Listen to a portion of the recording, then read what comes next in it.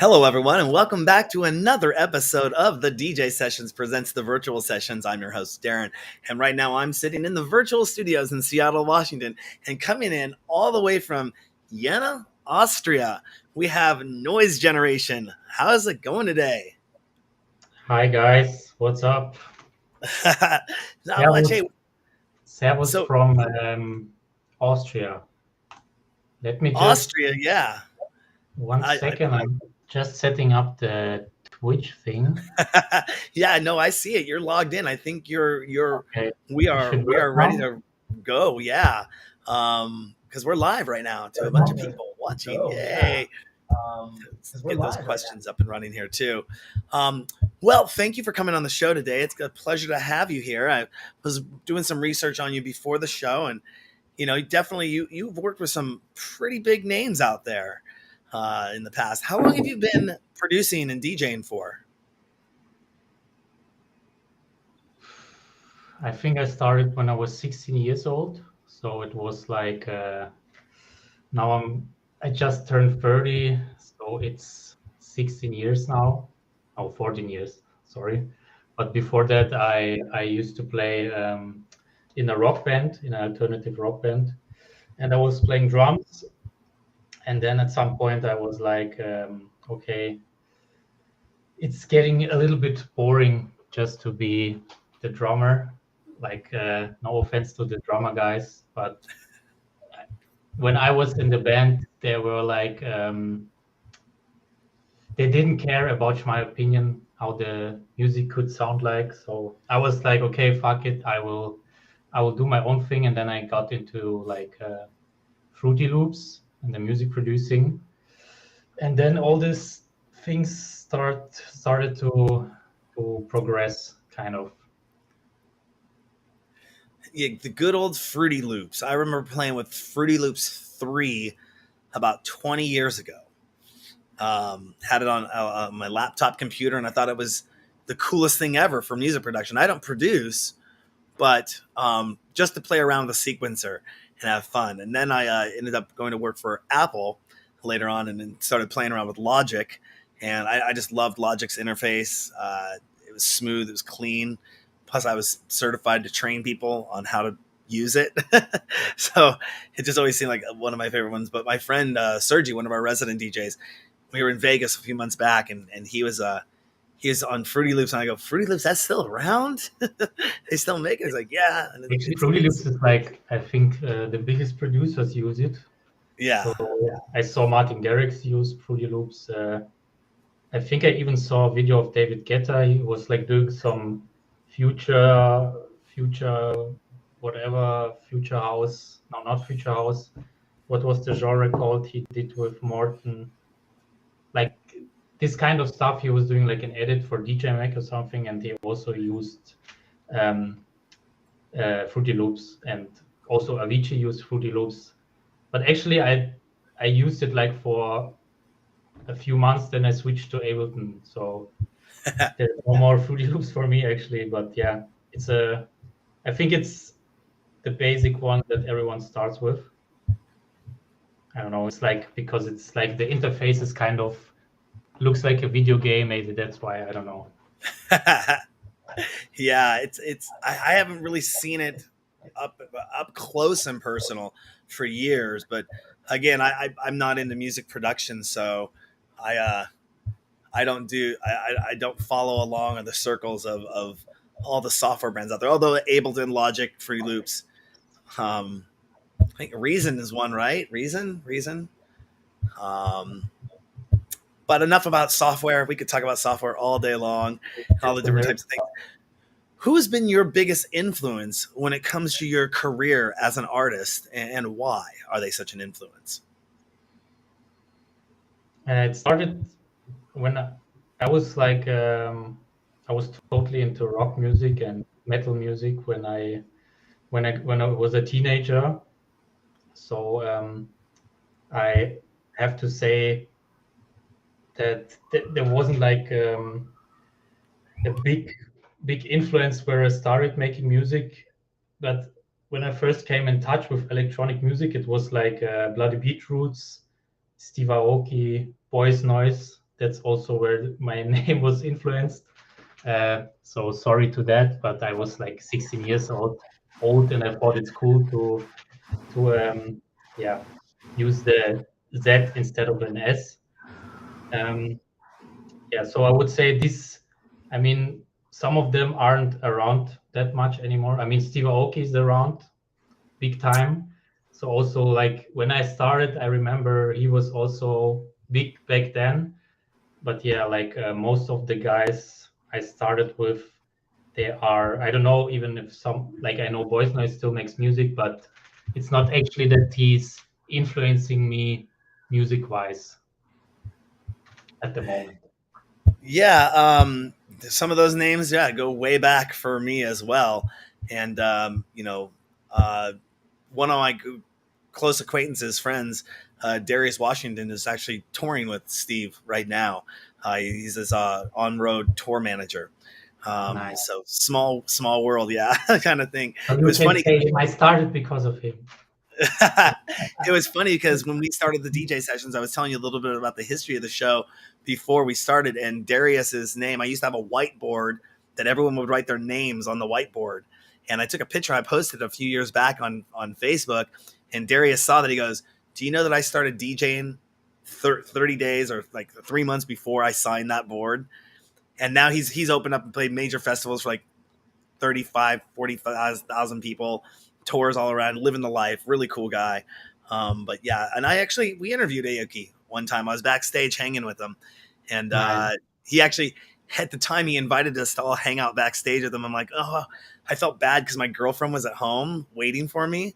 I'm like, I wish I could, but I have my girlfriend waiting at home. I couldn't get her backstage with us to do the interview, or she'd gotten off work or something like that. And So it was rather Steve Aoki or your girlfriend. yeah, Steven, right? And I was like, I'm going to choose the girlfriend on this one. But yeah, he's a really nice guy. Really nice guy. Do you become a different person when you get on stage? Or are you a different person when you're off stage? Is there a persona that's related with Noise Generation? Or are you just always the same? I think I'm always the same. That's maybe also, that was like kind of sometimes when I started DJing, I was more of a quiet guy. So in the beginning, it was maybe a disadvantage to be like this on stage. But I still recognize that it kind of developed. I played my first show when I was 16. I wasn't even allowed to enter the clubs. But then it slowly started to progress that I was more open, and I started to, how do you say it, escalate on stage. Like every time it was more and more and more, until the point, I think that I was 18, 19. I did my first stage dive, and then it sounds stupid because I broke my knee while doing that, but not because it was like um, the people didn't carry me. I just realized in the end of the song, I have to get back to the stage, and I was like confused. It was my first time doing a stage dive. I didn't thought about how do you end this? How do you get back from the, like, get down from the people? And I was like somewhere way back, and I heard that the song is stopping, and I was like, oh my god, what do I have to do? And then I like pushed me a little bit too far, like from the people, and fell off, and then I cracked my knee. Then I kind of made it to the stage again, but I played like one song, and after that I had to go to the hospital. Oh, jeez. Oh, my Yeah. gosh. I was going to say, has there ever been a time where something has gone wrong during a performance? And I think that answers it right there. Doing Yeah. a stage dive and breaking your knee. Ow. Ow, ow. I do want to take an audience question right now. Justin Baptiste, he is asking, what have been the keys to your success? What's been the keys to your success? Actually, I have to admit, my first success was when I really started, and I was just making music. I wasn't into like the whole music industry stuff. I was just a guy doing music and not thinking about, is this a trend, or is this like is the arrangement perfect how it should be? Because like back then when I started, there wasn't even Spotify, okay, but there was still like a algorithm. I think you have to do this kind of music, or this is popular. But when I started, I didn't like my parents blocked my internet connection, so I couldn't even like go into the internet and watch like tutorials or something. So it was just like really like a little nerd progressing every day. It was kind of slowly, but I really did my own thing and didn't thought about what would the people on radio think. Is it radio friendly? Is it YouTube friendly? I was just making music, and that's how kind of the sound that I did. For sure, I had influences like Bloody Beetroots and all the guys back then, Steve Aoki. But yeah, that I think that's always the key to success. Maybe now it changed. Maybe now you do some covers and it may be that you blew up. But I think the most artists that got big now are really people who just did their own stuff, like did their own music style. And yeah, I think that's the key to success. I can't hear you. We'll get some more of those audience questions in here. Had to mute because I got two wonderful cats in the studio, and one of them started meowing. So I was like, mute. But no, it's okay. They'll probably jump on my lap here any moment. But do you think that people at clubs and other dance events, should people, I mean, you've started kind of in the later generation where electronic music is a popular genre, a popular form now. When I started going to nightclubs, um, it was really the DJ wasn't part of the main show. They were kind of on stage, and then that was kind of a thing. I see that we do have an issue going on with the website. It is playing on the front page, by the way. Should be playing on the front page, by the way. That's where we direct everyone to go because to. I posted it on Instagram, and sorry, I was like distracted because I got like responses that the link is not working. No, I'm watching us right now. I'm at the website right now. We're on a little bit of a 30-second delay. Sorry for the nerd talk now, but is it like just djslivesession.com without the live? Yeah, the djsessions.com without the live. Okay, perfect. Let me just repost. Always love tech troubleshooting in the middle of a show. It always is the best time to be doing that. No, I saw that there's a fatal error on the website this morning. I was actually researching it right before the interview. I think there's a plugin that went bad on the site that I need to go tweak and figure out. But back to the interview.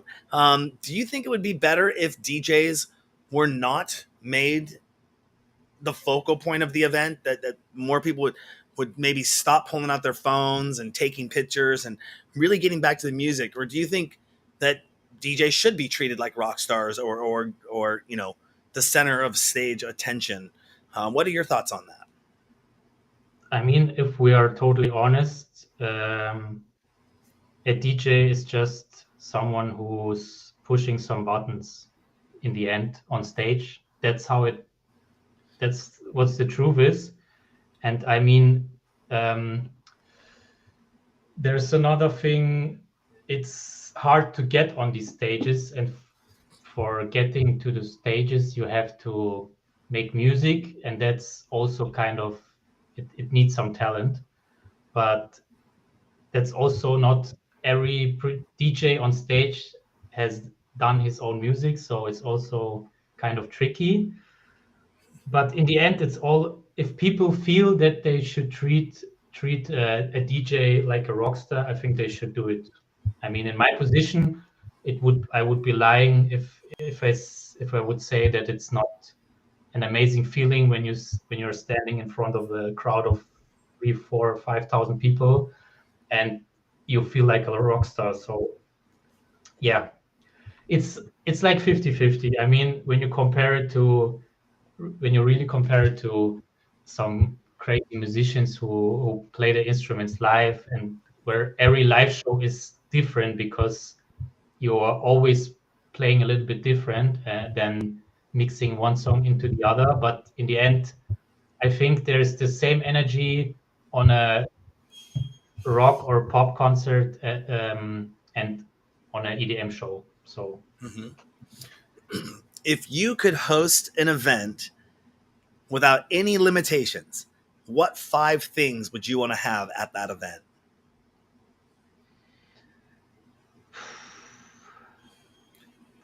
I would like to have like a roller coaster that's going through the stage, I think. That's Then the there first. would be there would be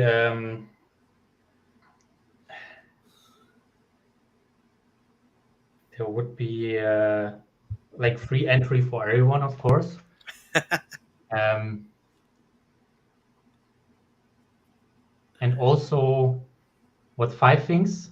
5 things. 5 things. You I got two. mean, even if it's boring, but I love pyro stuff like fireworks. When you watch this, when it's made very good, it's an amazing look, especially when the stage design is great. Plus, I would like to have like a maybe some little comedy shows in between, like Dave Chappelle playing in between Swedish House Mafia and Noise Generation or something. So there's That, like full entertainment, like laughing, jumping, stage diving, screaming.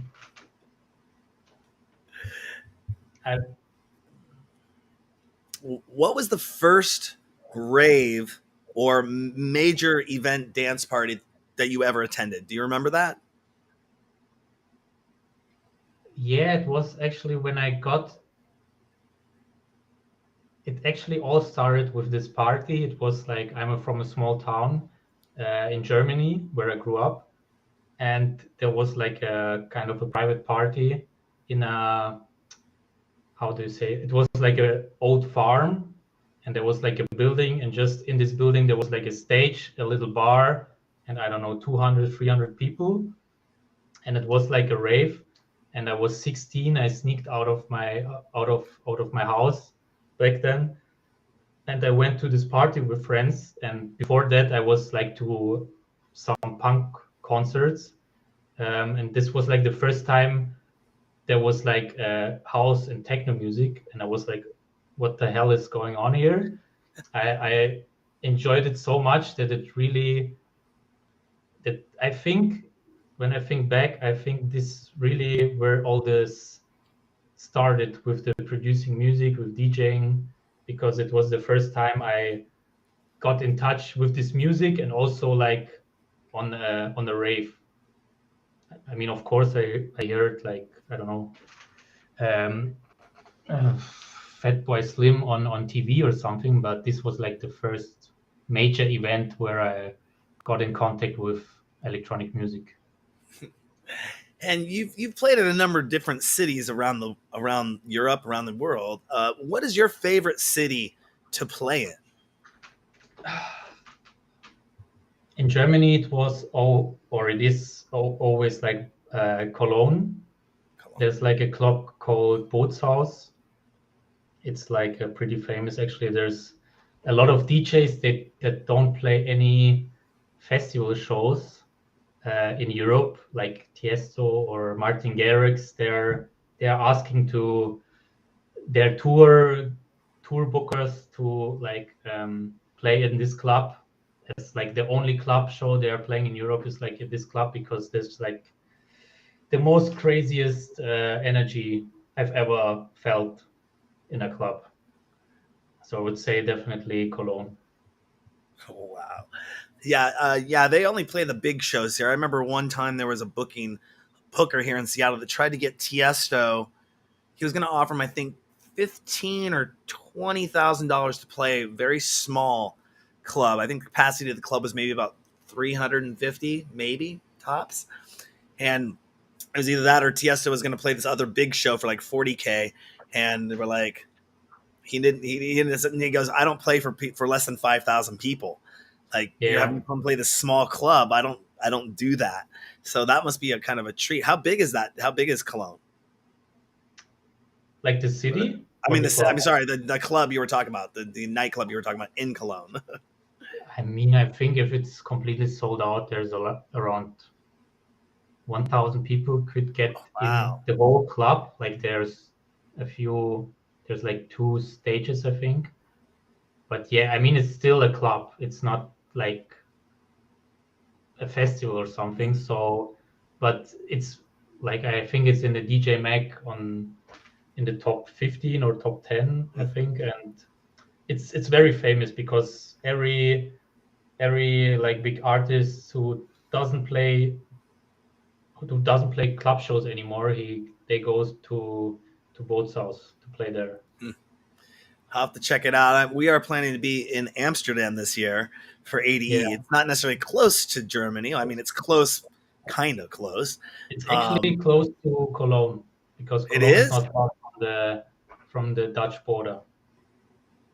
Okay. Well, I'm only there for a week. It's my first time going to Europe, and we're super excited to be going to ADE this year. Will you be there this year? Um, I hope so. Yes, I Awesome.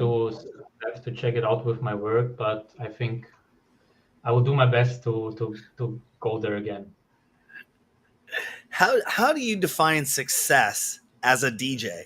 Is it a Beatport top 10 hit, sold out tour? What are your thoughts on this? Mm. Like success when it comes like to revenue and making money, or like personal success? It could be whatever you define as success. I mean, success in making music for me is when you can make a living out of it. It doesn't matter if it's like a big living or not a big living, or how do you say it in English? Like if you can just make music without thinking how to pay your rent, I think that's already a big success. And of course, the next step is when you can tour around the world and see the whole world with DJing. Like, there's no better thing than, in my opinion, than because when I was touring around, for me this was like the best thing. Not even to play the shows, to see the world, to see cities I wouldn't explore otherwise. I think so. Mhm. For me, traveling and making a living out of it and being happy, that's the success. It doesn't matter if you make millions of music, but millions of dollars, but it's important that you are happy and that you can make a living out of it. Yeah, one of the goals, the dreams for me would be doing exactly that. Would be to travel around the world, get paid to travel around the world, and doing the show, interviewing, being on site, being able to go to those nightclubs or those venues or the festivals and events, doing the DJ sessions. I think that would be amazing. Um, and we're starting that. We're starting that. Hopefully, big things for us in 2023 are going to start happening. Some partnerships that I can't announce yet because they're not officially announced. They're not. I haven't gotten the official go ahead, but working on some really awesome stuff to for the next. We're looking 5 years down the road, and where I want to be in the next year or two is kind of doing that and seeing some of these places that I've only heard about or I've seen online or I watched a YouTube video on, and I think there's a line out of the movie Good Will Hunting where Robin Williams is talking with Matt Damon's character, and Robin Williams says, "Oh, you're such a smartass. You can tell me everything you want about the Sistine Chapel, but you can't tell me what it smells like there." Mhm. Because he'd never left, he'd never gone, and it was like it kind of resonates with me because you want to go there and you want to experience it and see things firsthand. Um, so super excited to be doing that. If we were to come visit your city, what would be the number one thing you would have me do if I came to your to what is it? It's a Jena, Jena. Vienna, yes. Yeah. Yeah, first of all, you have to eat, we say 16er Blech and Eitrige. That's like actually. to shorten it down, it's a beer out of a can, and it's like a special sausage that's like very famous here. It's actually kind of a hot dog, and the sausage is like with cheese, stuffed with cheese. And that's actually the first thing you will do in Vienna is to get wasted, and then before getting home, you will eat a Käsekreiner and drink a Otterkringer beer out of a can. That sound so drinking beer out of a can is kind of a delicacy, or is it Now it's some? just, I don't know, it's just a thing here in Vienna. So as you can see, I'm not super, how do you say, cultural. I'm not like, yeah, well, let's go to there's like Stephan's Dome that's very famous, but I mean, you will see it anyways. I think the nice stuff, it's not the touristic ones.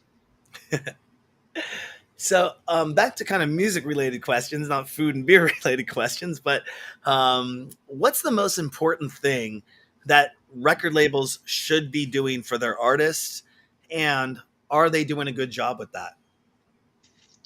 It always depends on the labels. There are labels that look big from the outside, but when you're on there, nothing is happening. And there are smaller labels that from the outside it looks like nothing, but they push a lot. So it's hard to say what's like the perfect way, but I think nowadays it's really it's all about Spotify, man. It's all about streaming.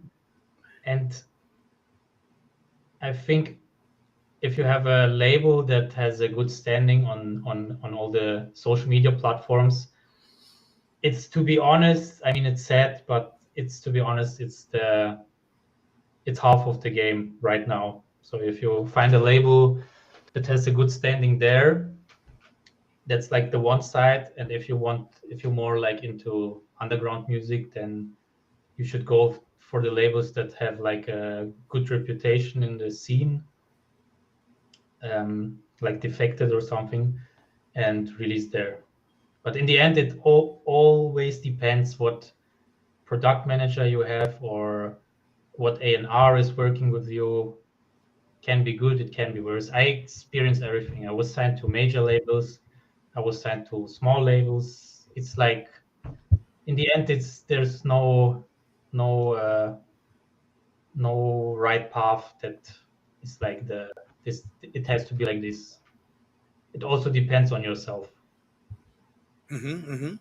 Definitely. I think we were talking about, we're gonna launch our own label here next year, and we're super excited for it, but we still haven't decided the direction we're gonna take. Like, is it gonna be only internal productions or internal tracks or EPs or LPs that we release, or is it gonna be open for other people to submit to our label and release on our label? So it's a very interesting question going down that road, because I've never done it before. And what's going to be our sound? Are we going to be a house? Are we going to be tech house? Are we going to be techno? Are we drum and bass? What are we going to do for our sound? What do we want to be known for? And then really, obviously pushing those songs and putting them out there. And then, you know, I've never done that before, but I'm super excited. I got a really great team that I'm working with that's going to help us put this together. But yeah, I'm always curious to hear what people think what a record label should be doing for their artists, and if they are doing a good job of that industry wide. You're right, like Defected or Injuna, they're dropping some pretty big stuff out there, and it's pretty awesome. Yeah, I mean, What's the longest time you ever spent consecutively working on a track?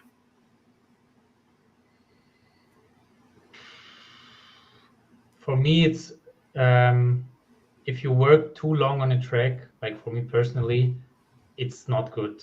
I prefer to, I have an idea. I like in most of the time on the same day, I make like how do you say, wait, let me put in Google Translate. Um, you do like framework, like basic arrangement, like how should it sound, and then you sleep one night, and on the next day you go into the mixing and like the little details, the transitions. So I'm a fan of like max 1 week. That's my workflow with this. I had somebody, who was it, they were just on the show. Let me pull up their name really quick here. It was last week. It was, I think it was Robert Knox. Robert, Robot Knox. It's his first name's Robert, but it's Robot Knox. I think I'm pronouncing that name wrong again, but he was saying, yeah, if you work too long on something, it probably means that it's not doable, and just he'll just throw it away. He goes, if I can't do something in a couple days, it's gone. You know, he'll just start the drawing board all over again. You know, but I've heard artists say, I got songs that I've been working on for 2 years. You know, and they'll put it, they'll put it aside, and other projects will come up, and they'll come back and revisit it. But it's always interesting to find out that, you know, what people's workflow is like.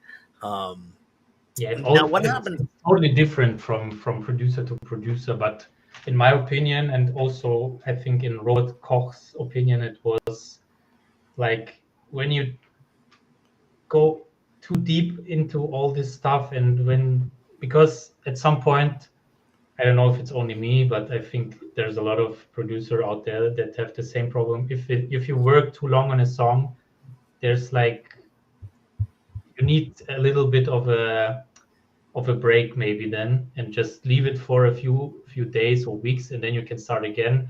But if you work on a track like 2 weeks, nobody can tell me that it doesn't drive you crazy. And normally, if you work on a track 2 weeks, like really work on it every day, without, I don't mean like doing a little bit of mixing and you get feedback and then you add this and that. But if you really sit on a track 2 weeks, it can't be that good, because I don't know. It should be done quicker then, but that's only And my. what do you do when you become frustrated during your creative process? What does Noise Generation do to take a break? What are some of the things you do outside of being in the studio? I go to the gym. Mhm. That's my how do how to like get away from all this mind mind fucks that I have, and yeah, just really taking a break from it, not to force it, because I also had the problem that I was forcing stuff, because I was like, now I have to make a track and it has to be released next month, because otherwise everything will be fucked up.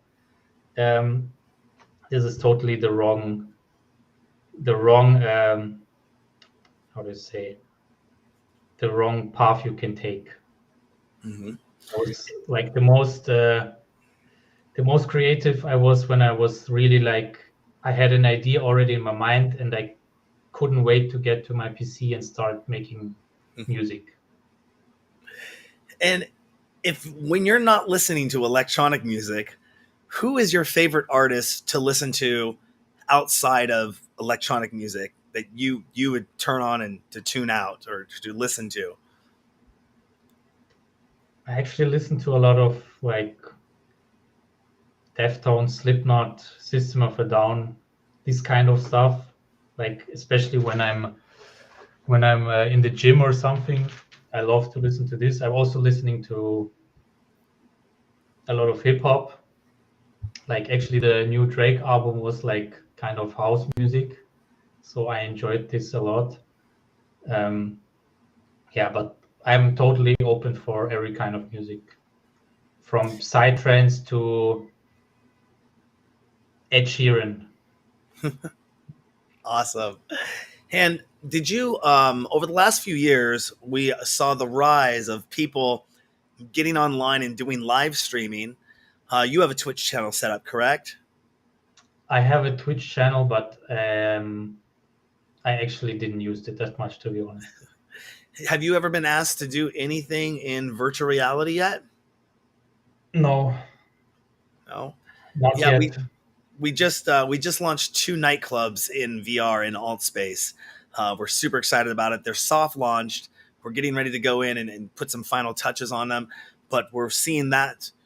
I've always liked to be on the new edge or forefront of cutting technology, or being the first one to kind of dive into the pool and get my feet wet, And so we built these VR nightclubs. We're super excited about them, and we really think that that's going to be an avenue that people are going to start looking at. It won't replace real world experiences, obviously, but a new kind of social form or social place to go, other than just a two-dimensional screen like what we're so used to via Instagram or TikTok or Facebook.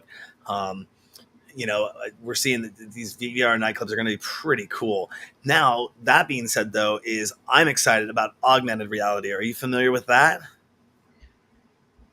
I mean, I know what it is, but I have to be honest. I'm completely like not not informed about what's happening there. I know that Snoop Dogg has a villa next to Steve Aoki in Metaverse or something, but actually and there was like also this marshmallow thing on Fortnite. Mm-hmm. I, if you're honest, that was like marketing wise, this was next level shit. And yet, but actually, I have to admit, it sounds interesting that so you are wearing like the VR glasses and you're you're sitting at home on your sofa and you're going to the club. Is it how it works? Pretty much, yeah, yeah, So if you're like too lazy to go out, but you still have a FOMO, you can kind of go into virtual reality. yeah, Yeah, yeah. man. That's pretty much how it Who could knows? work. Right now, the technologies aren't out on the market yet to fully like. You can have your avatar. It's like kind of depending on what I'd say what flavor or what version you're in, because there's like alt space, VR chat, there's Decentraland, there's all these different virtual worlds or virtual environments that you can go into. There's a Horizon, by Meta, and so what I'm waiting to see is when it gets to be where it's actual our body, like us. We're not an avatar. We're not like a cartoon character. It's us, and we're in the world, and we're walking around or interacting. Like you and I could be sitting at a virtual desk right now, like on a couch, like a talk show kind of style format, rather than being on a 2D screen. I think that's going to be something that's going to be pretty awesome. But augmented reality, AR. Facebook's still working on their version of their Meta's still working on their glasses. Apple's due to release something here, maybe Q4, Q1 next year. We know probably Sony and Microsoft and Google are all working on something, so Yeah, of that's going to be course. an interesting experience when you take and it's a lighter pair of glasses or even contact lenses, which are probably way far out. But you got these pair of glasses, you're just going to put on a nice lightweight pair, but then the whole area is going to be transformed, and you're gonna have this like you could have like animals floating through the crowd, or change the ceiling or change the what the stage display looks like. I think that's going to be really awesome. Super excited for that. Um, well, I'm kind of getting short on questions here. Is there anything you want to let our DJ Sessions fans know before we let you go? When you start making music, don't go too much into Spotify algorithms. Just do whatever you like, do whatever you want. Don't listen to what the A&R is saying. Just make your own stuff, and maybe you will be the next Spotify or TikTok trend. Who knows? Yeah. Do you feel that Beatport has too much influence on the scene, or do you think they'll ever have another competitor? I mean, Spotify is kind of there, but as far as Beatport goes, what are your thoughts on Beatport? Do you think they have too much of a monopoly on the game? Do you think Beatport has more like influence than Spotify? Oh no, do you think Beatport has too much control of the music scene? Do they have too much of a monopoly? Or I don't think so. I mean, Beatport is actually a nice tool to really for DJs, but I mean for the big audience, it's totally Spotify or Mhm. TikTok. I think TikTok is even I think more relevant right now than anything else. They are like predicting the music market. So now hmm. you just have to actually you just have to make like a 15, 20 video, 20-second video of you doing some funny stuff and making your own song under it. And if you're lucky, it will get viral. And after that, it gets viral on Spotify. And after that, it will get into the charts. I just had a friend of mine's daughter.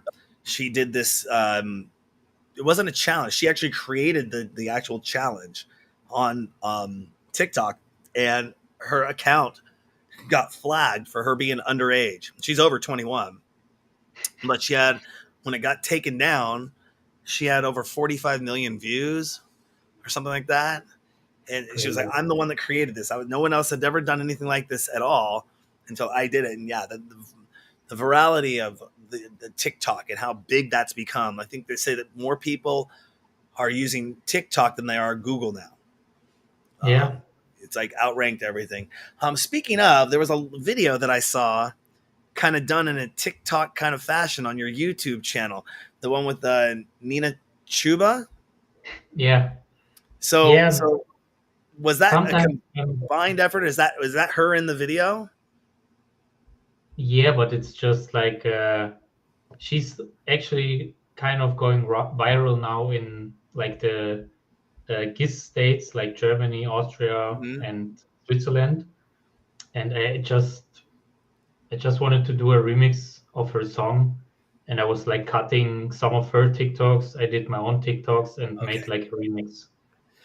I, So I, it's I said I was gonna really, say it looks like it was in TikTok fashion. So yeah.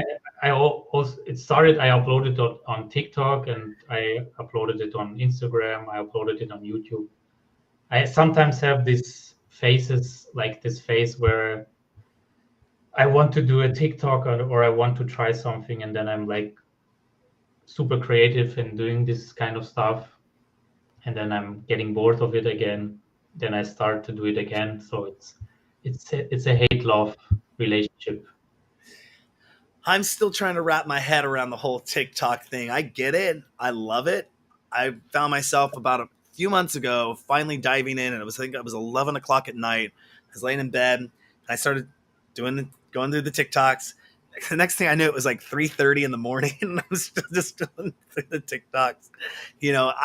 I've made some funny cooking videos, or at least I get a kick out of it. I'm a foodie, so I like to cook. So I like taking all the different pictures of your as you're prepping the food and then putting it together in a song at the end and then like showing the dish. I think it's kind of funny, but I haven't just dived into the TikToking yet. It kind of seems like a big hole that you're just gonna get It's lost in. a really big thing, and there's a lot of potential. Hmm. And but the thing is, you have to be consistent. I think that's the key. If you're kind of good in it, you can become. I think there's a good chance that when you're really consistent, that you can like get something on TikTok, because there's like still this algorithm compared to like to Instagram, Facebook. You can like there's nothing left anymore. It's just advertisement. But TikTok is like really when you're creative and when you're like consistent, you can get an audience there. Hmm. So I mean, it's uh, it's it's a very tricky platform. Yeah. I mean, you got people that are spending. I mean, if I'm cooking a meal, it takes me an hour to prep that meal. It's taken me an hour to make that TikTok, you know? So it's funny how these short little videos, and you watch the people producing these videos, and it's like they'll do 20, 30 takes just to get that one 3-second piece perfect, Yeah, you know? So it's interesting world being in film and television almost my whole life, or at least 46 years of it, basically, to now see how the end user, we used to make shows for everyone to watch. how everyone can make their own show. you know, Yeah, uh, you know, and time changes. I don't know what's next. Who I think knows it's what? awesome though. Yeah, So, it's awesome. well, is there okay? I think I did ask. Is there anything else you want to let our DJ Sessions fans know about before we let you go, though? Yeah, check out my TikTok. Check out my TikTok. Awesome. Do you know what is your TikTok? Yeah, it's also at Noise Generation. Oh, at Noise Generation, Yes, just like your Instagram. Instagram. Yes. At Noise Generation, TikTok at Noise Generation, Insta. Awesome. All right. Well, we'll be staying in touch with you, following you, what's going on. We'll hopefully get to see you out at ADE this year. If not, we'll catch up in a few months and see how things have been going for you. Yeah, let's hope we can meet at in Amsterdam soon. Sounds great. I'm looking forward to it. Thank you for coming on the show today. Thank you. Bye. Bye. Thanks for On having that me. note, On that note, don't forget to go to our website, thedjsessions.com. Find us on TikTok, Twitter, Instagram, Meta, just on our website, though, thedjsessions.com. News stories, live interviews, exclusive mixes. You can also find us on Roku, Amazon Fire, and Google Play, and soon to be Apple TV. Check out our VR nightclubs up in Alt Space. This is Darren coming to you from the virtual studios in Seattle, Washington, with Noise Generation, all the way from Austria, Vienna, Austria, for the DJ sessions. And remember, on the DJ sessions, the music never stops. Yes.